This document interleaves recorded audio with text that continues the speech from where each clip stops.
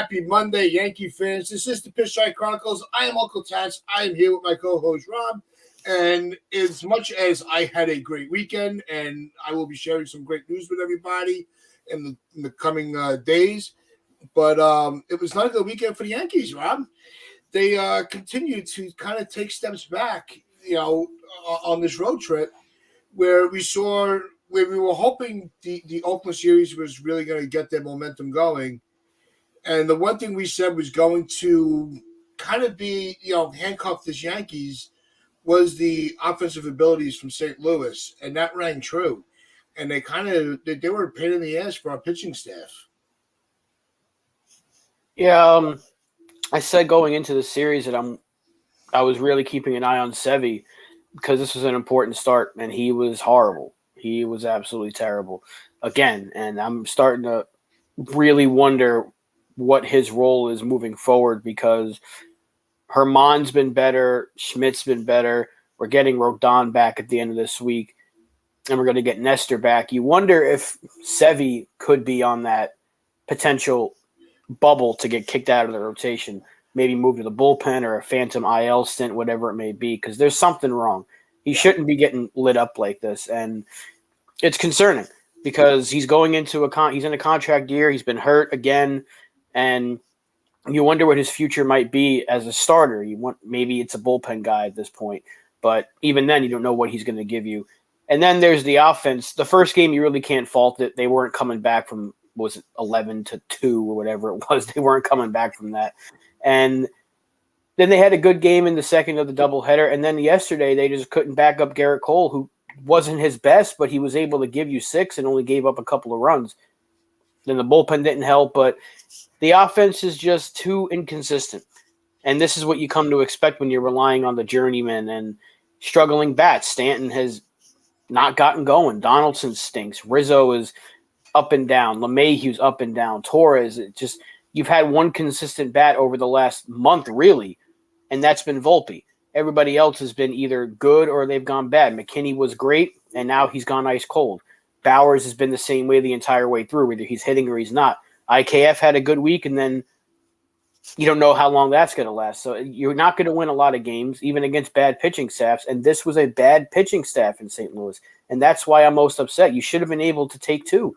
The fact that we only won 3 on this road trip instead of 4 or 5 against 2 last-place teams is very concerning. Yeah, it's. I think if there was one thing to pull out of this series that what was the most concerning, it has to be Severino, like you said. The offense. We're not talking about an all-star lineup. We're not talking about everybody in a rhythm as much as we saw the offensive explosion in Oakland.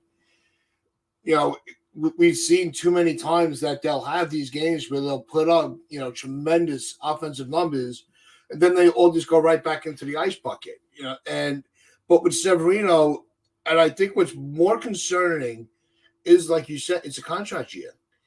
We normally, if you look at the trends of athletes overall in contract years, that's when they usually play their best. Look at Judge last year. He bet on himself, and he earned every dollar he got. With Severino, we all expected, I know I did, I expected a much stronger statistical line from him. I expected, him to be kind of like in that Cy Young talk. I expected him to have a dominant season. But I think this injury that he had, as along with all the other years that he suffered from injury, he has no consistency whatsoever. And I know, it was discussed that, write him out for the year, get every inning you can out of him, and then just let him go. I don't think that's an option for them right now. I think they have to look to move on from them, or even if we just, like you had also suggested, maybe bump him from the starting rotation when we get Rodon back.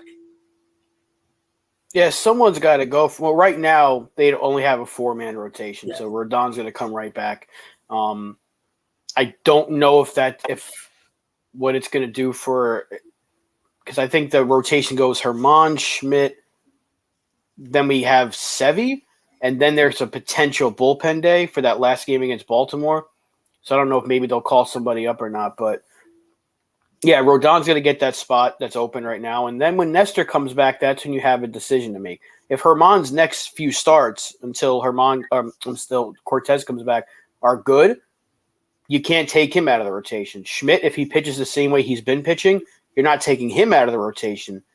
Sevy right now is the odd man out. Yeah. So unless he's next 2 or 3 starts, however long it takes for Cortez to come back, if he's starting to look like the old Sevy, where he's just dominating and throwing 99 and getting swings and misses and not getting lit up, then you have a tough decision to make. Maybe a team comes calling because all of a sudden the Yankees are going to have a surplus of starting pitching, assuming Cortez is healthy and playing well, and same with Rodon. But right now, if you're going based off of what we've seen, he's the odd man out. And I hate it because I love Severino. I followed him for a long time, and since he got called up, and he's been really good, but injuries have turned him into a what-if instead of what could have been.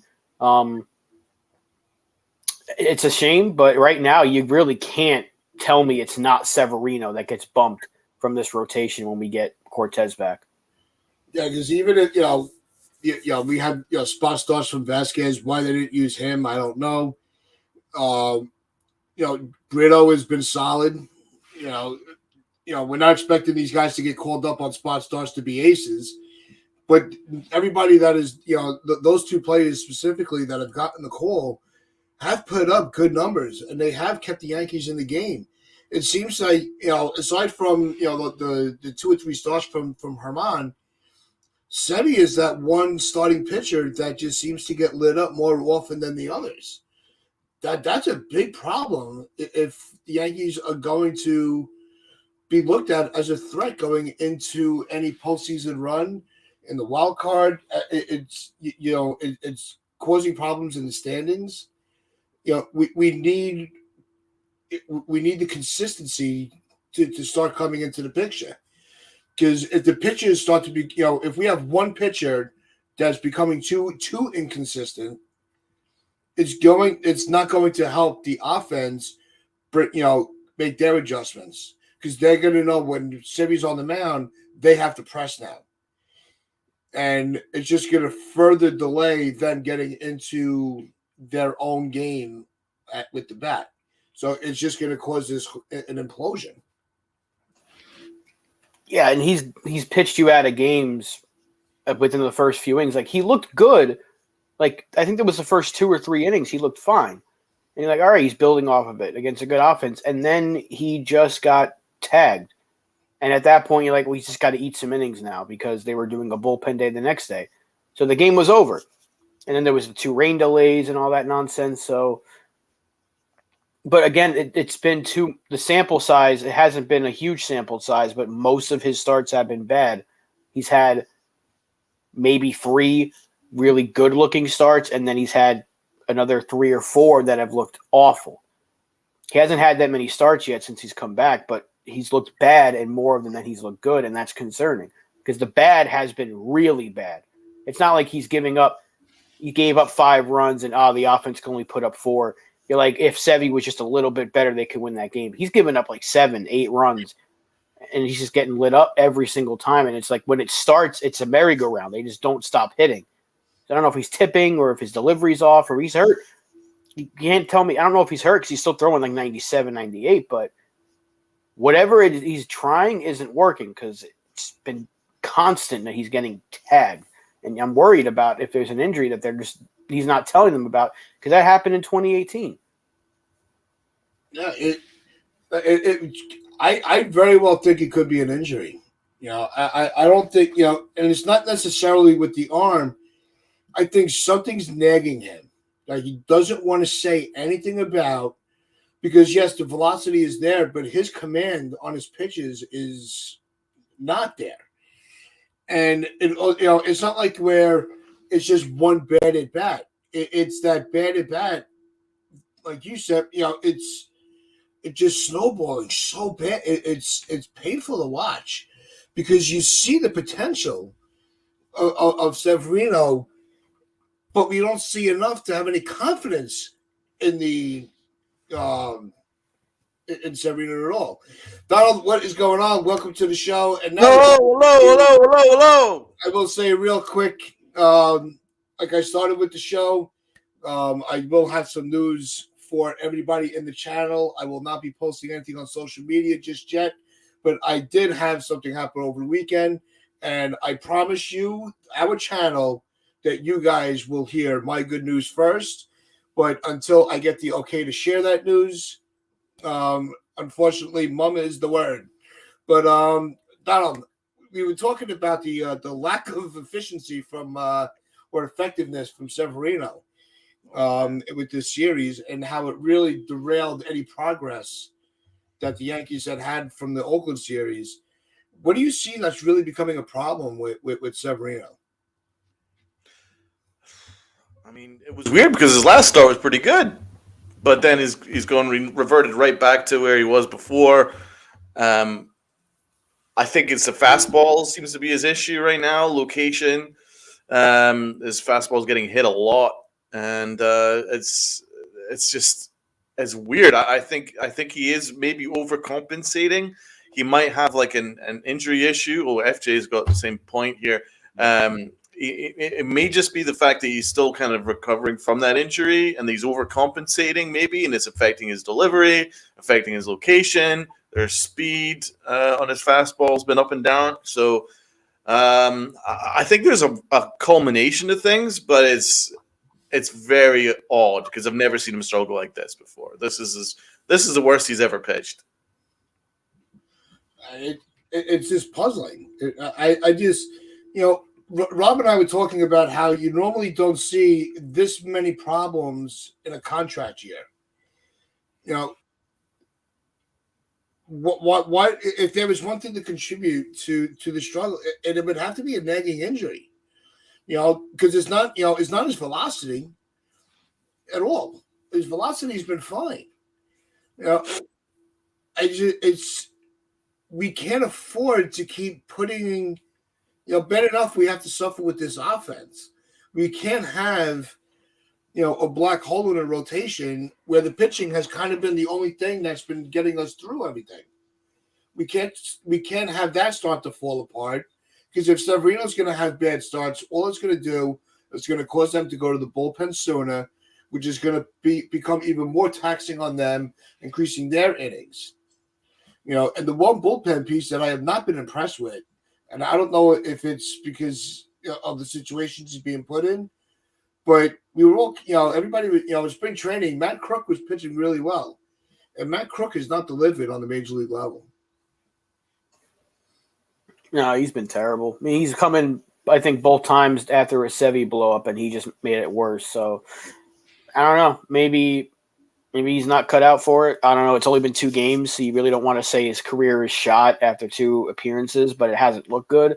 I had high hopes for him too, but partially because he's a lefty and he can get strikeouts. But so far that has translated into nothing at the major league level. So, again, 2 games from he's like 28, I think, and he's finally getting the shot. And it hasn't looked good.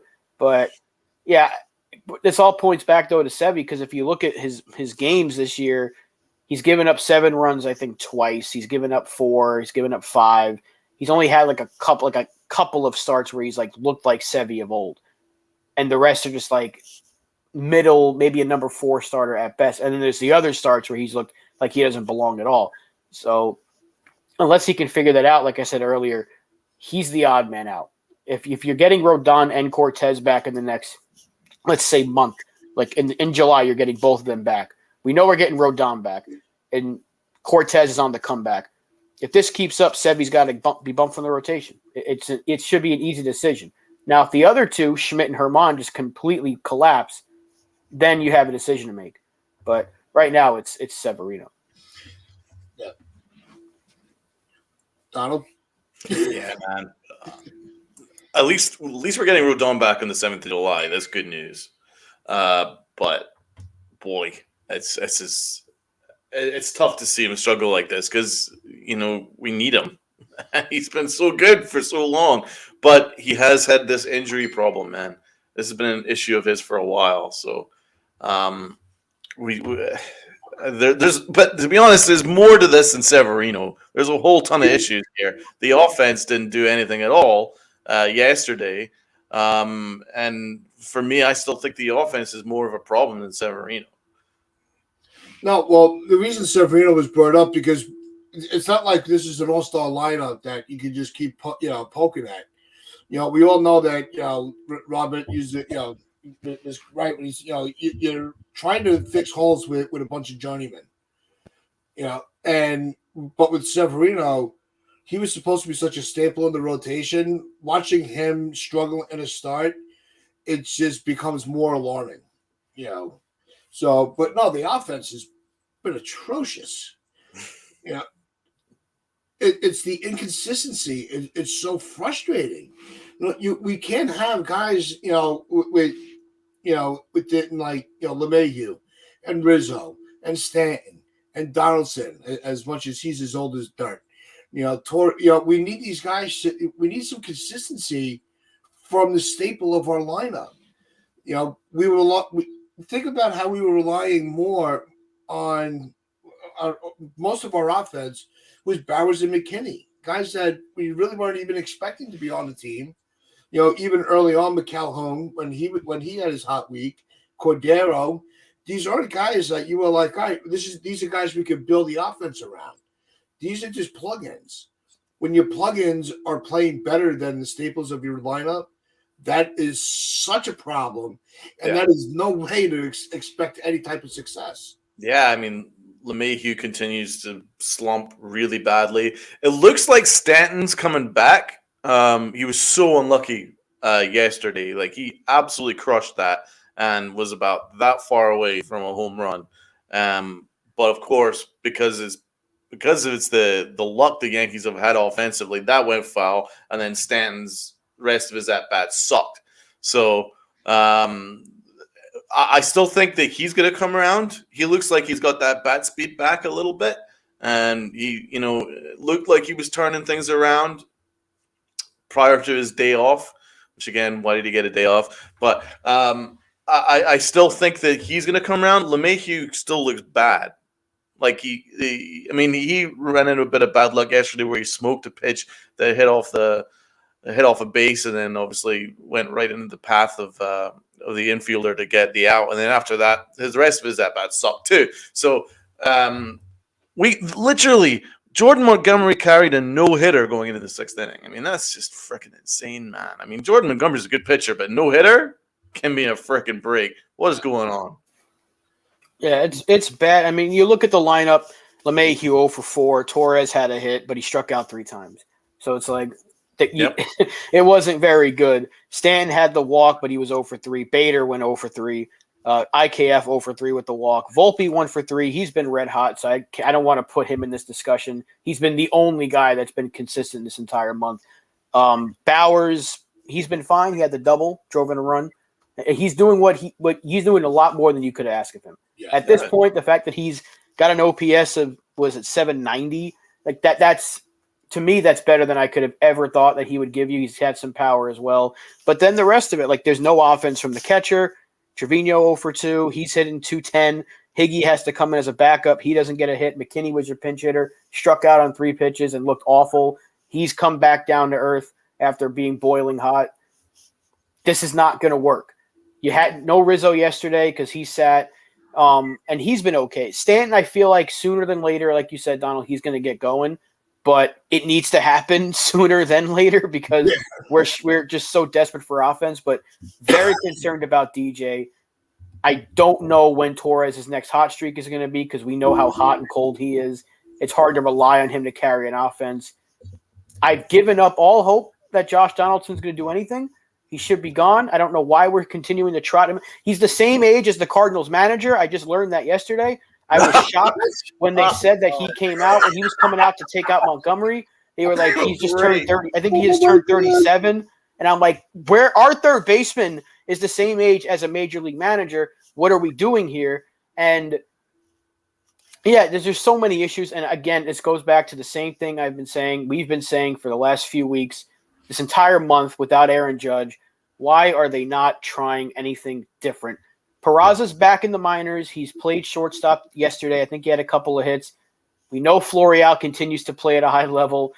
We've got the Baltimore Orioles coming up for the next 4 games. Why have we not tried anything different at this point? Because what it is not working. You got Volpe hot. Let's try to get some other young pieces in there that maybe can catch fire too. And if it works, great. If it doesn't, at least you said you gave it the old college try, because I'd much rather see what we have in some of these younger players than know what we're not going to get from guys like Donaldson, Bauer. We can't rely on McKinney and Bowers to carry us. You shouldn't be relying on them. They shouldn't be the guys you say, get us going. That's not fair to them because they've been journeymen for a reason. It's such a shame that this is what we're doing again. Every single time this offense struggles, we have to say the same thing. Why are they not trying anything different?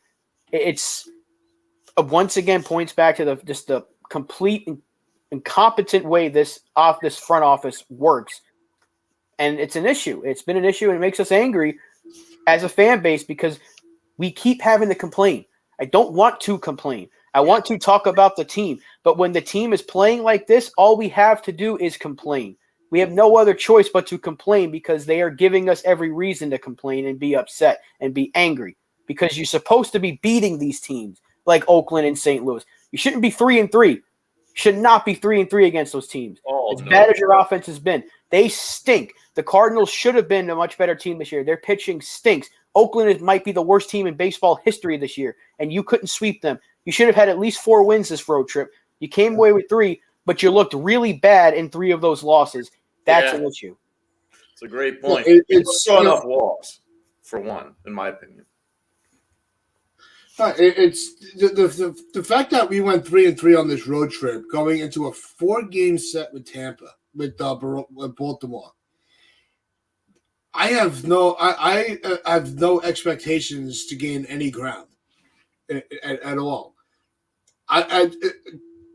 My gut tells me that Baltimore is just going to have a blast playing against us. You know, they're young, they're scrappy. You know, they're tasting victory for the first time in the organization in a while.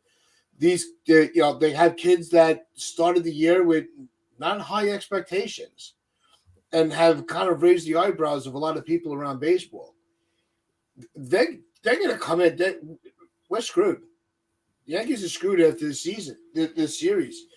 This could be that series that really determine. You know, they have to make the moves to improve this team now. They cannot wait until the trade deadline because by then it could just be too late to make any decision. They need an urgency now. We already saw, as laughable as we all had it as Yankee fans, that the Rangers weren't shy about making a move early. With not waiting for the deadline. They went after a bullpen arm, already screwed over. It's not helping them any. But the fact that other teams, they broke the ice and made the first big trade, to get Chapman. Why aren't the Yankees in any sense of urgency? They're just so complacent. I think that's the biggest problem. The front office is so complete. But we'll get to the postseason, and then we'll see how it goes. That's not a Yankee mentality that should be on the forefront. No, and it goes to an earlier point because Jonathan's been talking about it in the chat. He mentioned who would you trade for, but who's out there right now? I know Juan Soto seems to be the hot name that people are bringing up again, but if the Yankees didn't want to give up Volpe and more prospects for him last year, what do you think it's going to take to get him this year? Like you're talking about your top, like maybe your top 4 or 5 in your farm system just to get this bat that might help us survive without Aaron Judge. We have a lot more holes than just if we get a really good hitter. Trust me, if we got Juan Soto, I would take it in a heartbeat. But is he saving the season? I don't know. I don't know if one player is going to save this offense. So I wouldn't trade for him just yet. If this team catches fire between now and the deadline, and you get good news about Aaron Judge, you get an actual date of return, then maybe you go make that move and say, let's go for it. But right now, I don't know if that's the case. Maybe you go – a lot of people are bringing up Candelario and Thomas from Washington. Candelario's a third baseman. If they don't want to use Peraza yet, fine. Candelario can do that for one more year. And Lane Thomas is hitting the cover off the ball. Probably take less to get those two guys than it would to get Soto. And you get 2 bats. That's an option. But right now, I don't know if that trade's available because it's just something that people are bringing up. We don't know. We don't know what's going on. The Rangers got to roll this Chapman. I wouldn't want to call that a big trade. Who cares? He's already screwed them over, like you just said. He stinks. He's a Roldis Chapman. You're not breaking any news right there by getting a Roldis Chapman. You're helping your bullpen. Good for them. But they gave up nothing to get him. So it shouldn't be something that's talked about. The Yankees have to get like 3 bats at this current moment just to save this offense. And I don't know if that trade's out there right now. And it hasn't been for a long time. We'll have to wait. You have to wait. You have to wait until the deadline to see what's available or around that time. There's still a month to go until the deadline or a little bit less than a month. But right now, your only thing you can try is to get some of these young kids up here, younger players.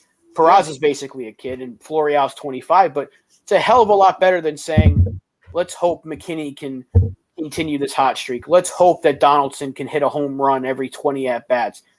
You shouldn't be doing that. You have a potential fix right now in your minor league system. 3 bats that are killing the ball right now. And you can call up 2 of them and just see if it works. It can't hurt to try because what you're getting right now is bad. So it can't be much worse. And that's what we've been saying for weeks. It can't get much worse than what it is right now. I don't know why they haven't tried it yet. Now, the one thing that they can do is they can, release Bowers or McKinney. Nobody's going to cry over it. As much as they have like that fan favorite week. I don't want to discount. I don't want to throw away what they did to kind of help us get some wins. You bring up Florial, right? That's how you make your roster spot for him. You put him in left field. You have Bader in center. You have Stanton in right while Judge is out. Okay, you still have either Bowers or McKinney because you're only going to get rid of one of them. So you still have your 4th outfielder to get Stanton off the field once in a while. You bring up Peraza, you put him at third base, and you just stick Donaldson in a platoon role with third base and DH. So if you're going to have Stanton in the field, you have Donaldson as the DH. And there are ways to, like you said, try something different because what they're doing isn't working. Might as well bring up the hot bats from the minor leagues that are actually showing like they give a shit and want to contribute to a win. Those are the guys that you're holding back. Donaldson. I mean, if Peraza gets called up, Donaldson should not be on this team. There should be no world where we have those 2 guys on the roster at the same time. It needs to be Peraza and Donaldson needs to be kicked to the curb. It's as simple as that. The Yankees OBP is the worst since the DH era, exactly, FJ, and that goes further to my point. I don't think there's enough quality at bats going on through this order. There's not enough people drawing walks. If you look at the past games, only Anthony Rizzo consistently draws walks, right? Then a little bit of LeMahieu, but he ain't hitting nothing. But he occasionally is drawing some walks. He's drawing some deep counts. But that's really it, and if you're only getting 2 guys that are giving you professional at-bats every single time, then that's an issue. There's not enough people drawing walks. No one's getting on base. And then even when there are someone getting on base, we aren't driving them in because there's not enough guys that can actually hit with runners in scoring position.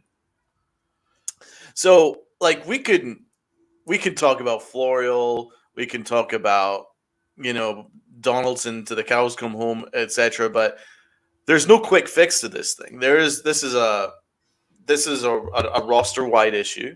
This is the whole batting order. There's an issue with it, and there's been an issue with it for a while. To be honest, Aaron Judge papered over the cracks last year, and not enough people are mentioning that. I mean, other than like the podcasts that we're part of and NYY News and stuff like that, there's not enough mention of the fact that Aaron Judge really covered and plugged a whole lot of holes. Like, he's more than just one player. He's like 5 or 6 or 7 in one. Do you know what I mean? What all he can offer, because when you take him out, there's no one hitting for average. There's no one hitting for runners in scoring position. There's not enough defense, and and there's not an arm in the outfield, and you go through it, and you're like, oh my god, like this team is a one-man team. And that now, But that's the problem, man. When you take him out, who's going to step up with runners in scoring position? So Rizzo looks like he's getting on base, but he's not a big power RBI guy in this time of his career. I think he's a guy that's going to get you a very professional numbers every year, but I don't think he's a guy that you can carry, that can carry your team anymore. Not at his stage. Yeah, and that's not a disrespect to him. He's still freaking awesome. Stanton, yeah, I think he is a streaky hitter. Now we know that for a fact. And I'm just wondering whether these injuries have slowed him down, because it's taking him longer to bounce back now that I'm used to. Because by now I would have expected a hot streak. I'm not quite sure what's going on with Stanton. This has been an issue since, I would say, the trade deadline last year. So this is now almost a full calendar baseball year, and he's either hurt or struggling. So that's it, man. Like, Torres has actually had a decent year. I mean, I don't agree with Aaron Boone saying, "Oh, he should be getting All-Star consideration." Give me a break. No. But he was solid. He's been solid. This is representative year for him. And then after that, I mean, I guess you go with Volpe, but he's only just kind of come into himself now. But there's the whole order there's a problem with, and that's what I'm saying is I'm not even quite sure like one guy can fix this. Aaron Judge will help, but even he needs help, because we were a third place team with Aaron Judge, and that's with him being Superman, right? So I never agreed with Brian Cashman saying, "Oh, these guys are too good, they're going to come around," and Hal Steinbrenner, "Oh, these guys are too good, they're going to come around." Who is it you're looking at that's going to have this massive bounce back in the next few weeks? You go through that order, and I'm not expecting anyone to just suddenly explode. Maybe Stanton, because he has that in his locker. But I think Rizzo was giving you everything you could possibly ask for. I'm not quite sure what more you could ask from him. Torres, I think he is who he is at this stage. Volpe might have a little tip up, maybe, but that's maybe a little more of a spark offensively from him. But I think that's it. I'm not quite sure where you're expecting. DJ LeMahieu just looks shot, and I wish that wasn't the case, because I love the guy, but he looks kind of shot. Because I'm looking at he's got the same swing as he had a couple of years ago when he was batting 340. Yeah. So is he not catching up to fastballs, or is it because of that foot injury where he's just not like driving the ball? I'm not quite sure, but this is definitely a roster-wide issue.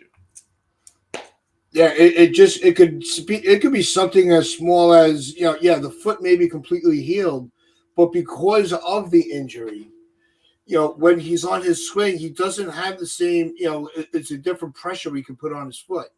He might not be feeling any pain, but it just might be, he's relying more on the ball of his feet or the heel of his foot. It could be something like that, because even though he has no pain whatsoever, there's something different with LeMahieu that's really preventing him from being that force in the lineup. That's a concern. That's why, when those few games they were putting him lead off, I was like, what were they thinking? He's not a leadoff hitter anymore. It's you need to kind of tuck him in the middle of the lineup where there's get him around guys. But I don't know, man. LeMahieu? I don't know. Do you want him in the middle of the order? He's batting 220. You almost want him up at the top because he'll maybe give you the quality at bat once in a while. I'm not quite sure where you're going to put him. I don't think he's a middle of the order guy because he's not driving in any runs. We just don't have anyone at the top of the order. I don't know. He's not making contact at all. He's striking out like at a completely high rate this year compared to what he's done in the past. He never struck out like this. No. So there's that issue. He's swinging and missing. He's no one on this lineup right now. In this lineup right now is really seeing the ball well. You can put Rizzo and Volpe into that conversation because Volpe's been outstanding and Rizzo is always going to give you that good at bat, even when he's kind of off. His at bats still look better than this entire lineup does. But that's it, though. I don't want to rely on Jake Bauers. I don't want to rely on McKinney. We get nothing from our catching position, so we can't even say one of those two need to catch fire because they are not offensive players. They haven't been their entire careers. And then you just look at, you got to point to, all right, well, it's up to Stanton. It's up to Rizzo. It's up to DJ. It's up to Torres. And it's up to Donaldson and Harrison Bader. That's 6 guys I just named right there.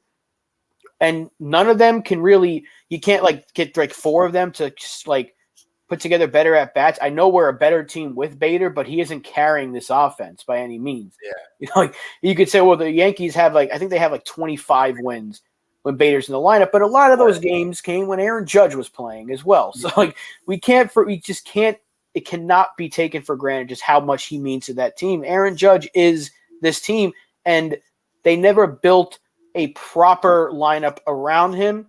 You know, Stanton's fine. You can have, if you have both of them in your lineup, you're on a good year when they're both healthy, there's a potential for like 80 home runs between the two of them. I'll never complain about that. Rizzo, I'll never complain about him being in the lineup. DJ made a lot of sense, but his tail off is very concerning because he's been hurt and he's been struggling. And I don't think he's in the chat today, but LI is probably like, I told you so. I told you so. He's the only one that was seeing it coming, and he's unfortunately been right. But yeah, just you look at this lineup and it's just, yeah, you got some lefties, but is McKinney going to help you? No. Once he went on that hot streak, you're like, he's not going to keep this up. It's only a matter of when, not if. And it's happened already. His average dropped from like 330 to like 240. His OPS is down below 800. He's starting to hit that wall that you knew he was going to hit. Where is it coming from? So everyone's saying, like, we got to go make a trade. You got to go make a trade. Is one player helping you? No. Unless Aaron Judge comes back today and you make a trade for Juan Soto today, then maybe this offense will start to catch fire. But there is no answer. That's why I'm saying give something else a shot. I've said it the whole time. They're not going to fix this lineup. Peraza and Florial are not going to magically fix this lineup. But at least you're giving it the attempt to say, we're going to go and try this out. And hopefully it works because you add some more speed, you add some more contact, some pop with Florial, and just hopefully you get better at bats. And that can be a whole trickle effect for the entire lineup. It's like, look what these guys are doing. And then people just start to get fire. If Stanton can catch fire and we get those 2 bats in there from AAA, Volpe's been good, Rizzo's been good. Maybe DJ can break out of it a little bit. Torres can get on one of those hot streaks. All of a sudden, you have 6 or 7 guys that are just putting up good at-bats, which is going to translate to runs. But right now, you saw what you saw yesterday. Compare that to what you saw in Game 2 of the doubleheader. We had good at-bats in that second game. Better at-bats. I won't say great, but they were better. We put up 6 runs and won a ball game. And then there was yesterday. You're getting no hit by Jordan Montgomery, who's he's good. He's fine. I like Jordan. I always liked Monty. But I wouldn't ever think he was going to throw a no-hitter in his career. And we're getting no hit until we finally got one. We scraped the run across, and then we got with the double, and then what happened after that? Nothing.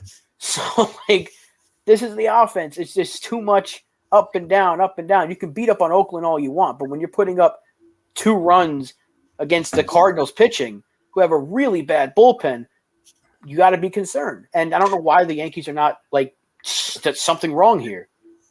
Here's where I blame Dylan Lawson, NFG. Great question in the chat.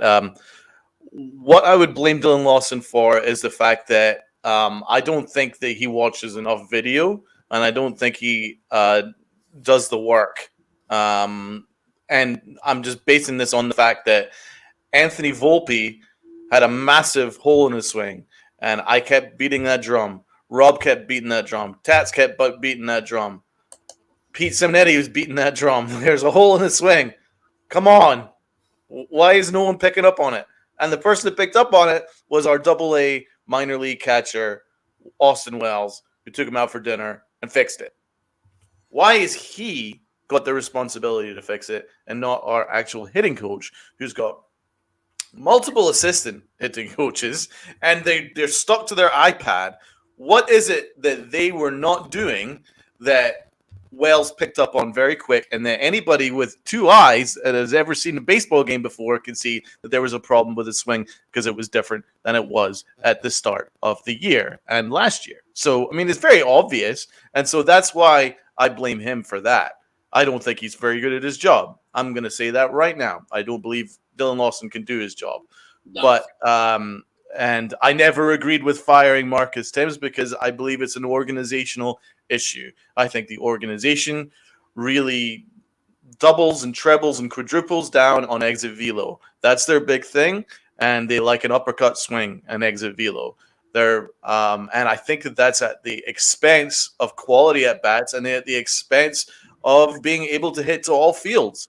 And you've seen guys that have that ability, like Gleyber Torres, lose about 60 points on his batting average from doing this, like enacting the Yankee organizational philosophy.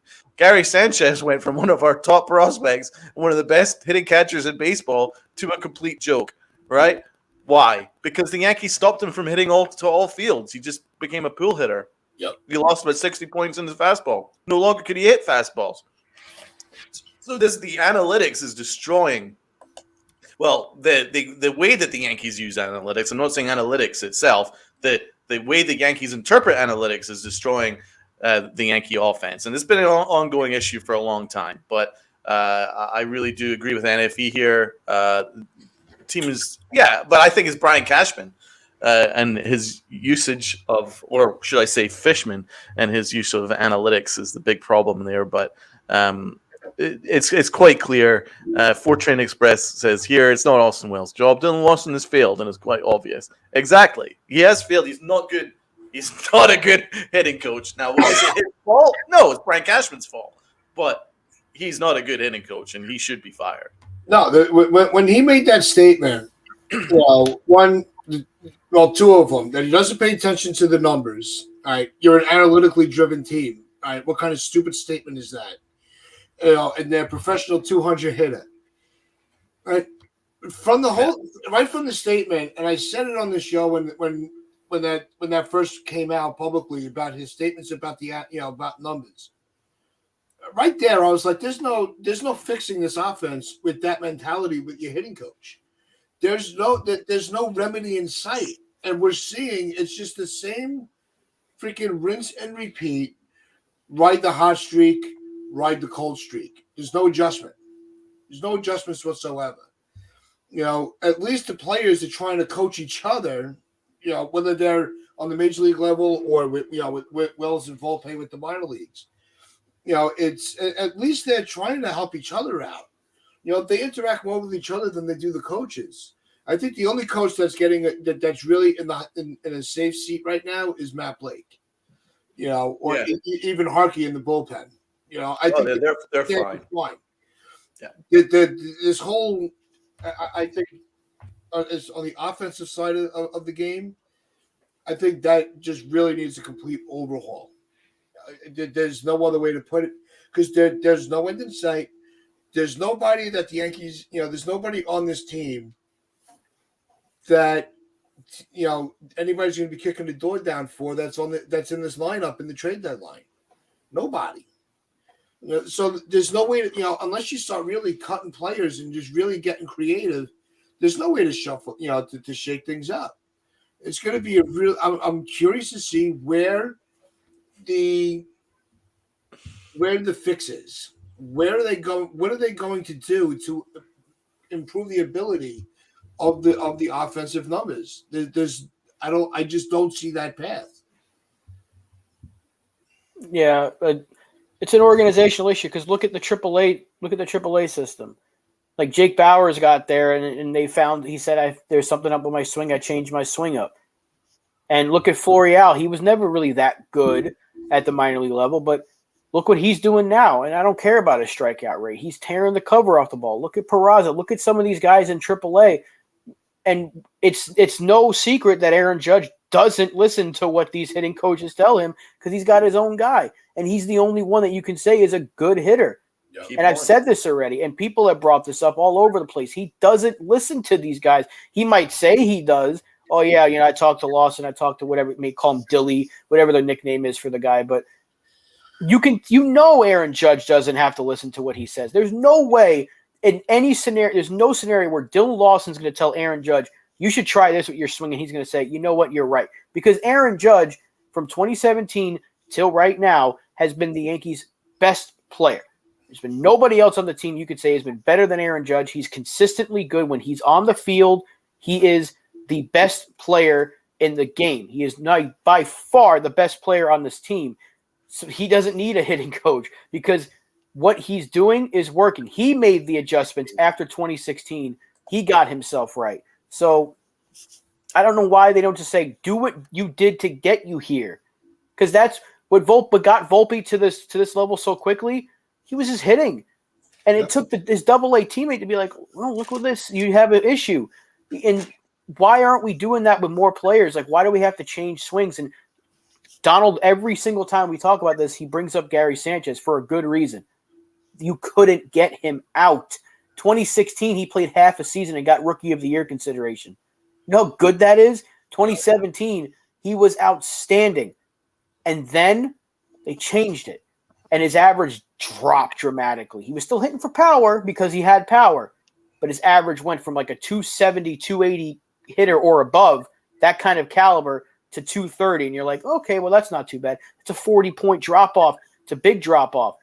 And then there was injuries, and then there was just everything they tried differently with his catching stance. And then when he hit, it was a 225, 230 hitter with a lot of power. He was basically the three true outcome player, where his first 2 years in the league or year and a half, he was an all kind of play. He had high on base, slugging, OPS, average. It was all there. It's just his speed wasn't anything to be worried about because he was never a fast player. But his defense, even though it was shaky, it was fine. We were still winning games with him behind the plate. He wasn't costing us games the way people said he did. But they screwed him. Gleyber Torres, screwed him. Yep. Clint Frazier, screwed him. They're not even giving Florial a shot. Miguel Andujar, screwed him. Like, I don't know. Again, we have 30 people on the analytics team, all led by one person that doesn't know what he's doing. How can you have this many people on your analytics team? It's an analytics-driven sport, and then you tell me you don't care about the numbers. That's stupidity. Make sense of that. That made a whole lot of sense. That's what blew our minds that one day. You know, it's funny. Rachel Malkovich, who's been really Great good point, as a coach. A+ point. She had said her goal is to be a front office employee. You know, that's where she sees her path going. You know, because obviously, you know, it's going to be. I as much as it sucks because she's so good at her job. You know, we're still there's not enough of a road cut out for her to make it to a major league level as far on a coaching. Why not pivot to a front office? Have the experience of working with minor leaguers, their expectations, the ups and downs for them. Why not put her in with the in a GM type path? I think she should be the hitting coach. That was a great point by Sunil. Yeah. No, I think that. But the problem is she won't enact the organizational philosophy. It's not about your ability, and it's not about your coaching ability. It's your basic interpretation of what they're asking you to do analytically. And that's why Dylan Lawson's got the job. It's nothing to do with his ability as a hitting coach. It's just, we want you to hit with another 45% uptick on your swing to get that uppercut for exit velo. Oh, look, your exit velo's right there. So that's all that matters. You know, that nonsense, as if that means anything. Exit velo, launch angle, strikeout. All that shit. See the ball, hit the ball. That's Ron Blomberg's philosophy. Remember that? Yep. And he was like, he did say, he was like, Brian Cashman came to him and offered him a possibility of interviewing for the job. And he was like, you'd never want me because we are in complete different belief systems when it comes to baseball. I'm very much see the ball, hit the ball. You're the opposite. So that's why he never interviewed for the job. So I'm taking on that basis of the fact that he knows the organization pretty well. He's been a scout for the organization. He's obviously been around Brian Cashman. It's pretty clear that there is an organizational issue, and it's diametrically opposed to probably our old school philosophy. Now, there's nothing wrong with having a new school philosophy, but I do think that it needs to be amended if it's not working, and this isn't working. And other organizations seem to be able to make things work. So the Yankees need to fix this because I'm telling you, this is so much deeper than Aaron Judge. And Rob's got a great point. If Aaron Judge is using a different hitting coach and is the best player in baseball, maybe the Yankees need to think, well, why is our best player not using our hitting coach? Oh, I wonder why. Maybe it's because he's just not very good at his job. It's not the fact that some of the analytics are going to be damaging, but they're so stuck in their process that they're blaming the players for it. Yeah, players just are not adapting to our. Great point. Well, your process sucks.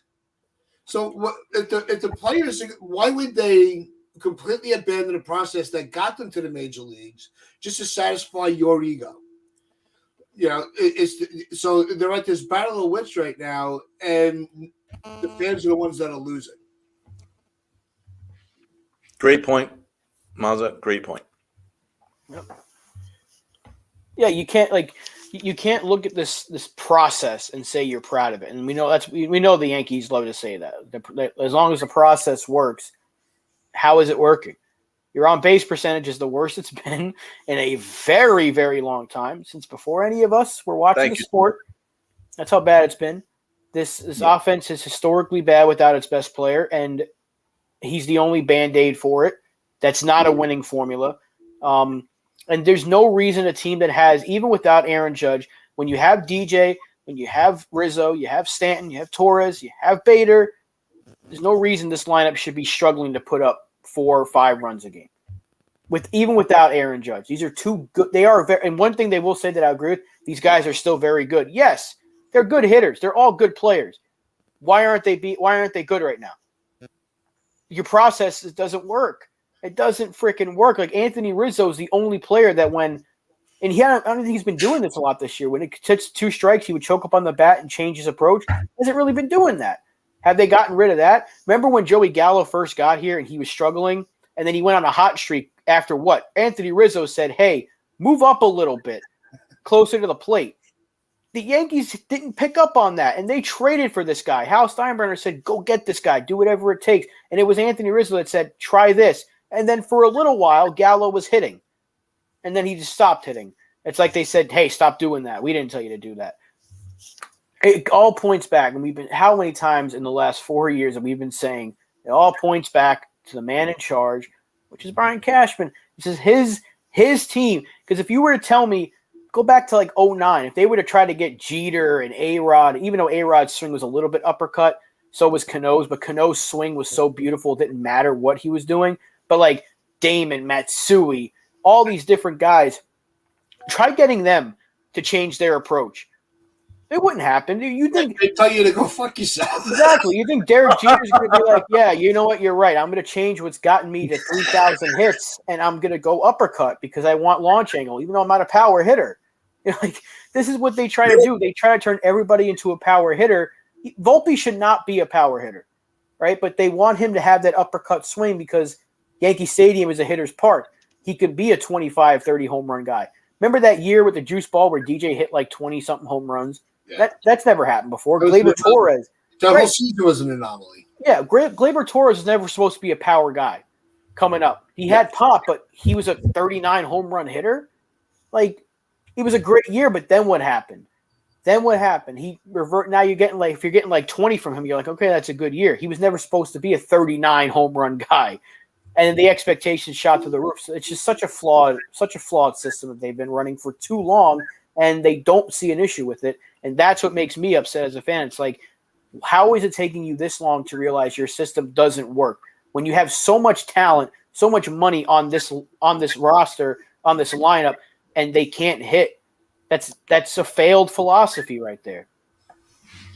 Yeah, I think MH just solved the whole problem for the organization. You got Donald as the manager. Okay. Well, Mazza thinks that I should be GM, so he has there's a bit of debate there. Where do you guys think? GM or manager? What do you guys think? And Rob is the owner. I think Rob manager. I like Rob as manager. I think he's got that even head, but he's also got that fiery Italian personality when required. I like that. I like me as general manager, I think. And Uncle Tats, what do you think? Do you want the owner job or do you want I would hitting coach? What do I you would think? say either hitting coach or GM because All right. I'll kick everybody in the ass without having any worry about I won't worry about hurting anybody's feelings. Yeah, you'd be a good assistant for Rob. That would be great. That's a good. I think that's a good. I think you could be Rob's assistant. Lucky When enough, Rob needs to send someone into the manager's office, Uncle Tats deals with that shit. but no, What the fuck is wrong with you? He get ejected more than Boone. No, but it's Sunil thinks that Tats should be Gomez from the Addams family. I'm thinking Uncle Fester. I think Uncle Fester. Yeah, no, I don't have the hair to be Gomez. Yeah, I think you're Uncle Fester. But no, it's at least we were able to end this with a good laugh. Thank you, MH and Mazza and Jonathan. And we had NFE in the chat for the first time. Welcome to the Chronicles family. Yeah, hit that subscribe button if you haven't done so already, people. Yeah, in the beginning, we even had my mom hanging out with us for a little while. But appreciate everybody that was in the chat. You guys always make these shows that much better. Without you guys, we would just be talking with ourselves, and I get very boring very quick. But we appreciate you all. Hopefully on Wednesday, we'll be talking about a much more optimistic take on the Yankees going with Baltimore, but I'm not that optimistic. But yes, and always subscribe, share this out, hit that like button, helps us out with the algorithm. You guys have been treating us very well. So as always, wear your pinstripes of pride and play hard. Oh, and by the way, happy Independence Day when it comes tomorrow, guys. After 4th of July. Enjoy it with your family. I'm looking forward to mine. Even though I'm abroad, I've got some folks to watch it with, to have a 4th of July party with. So everyone have a 4th of July party. We love you guys, and we'll see you on the next show.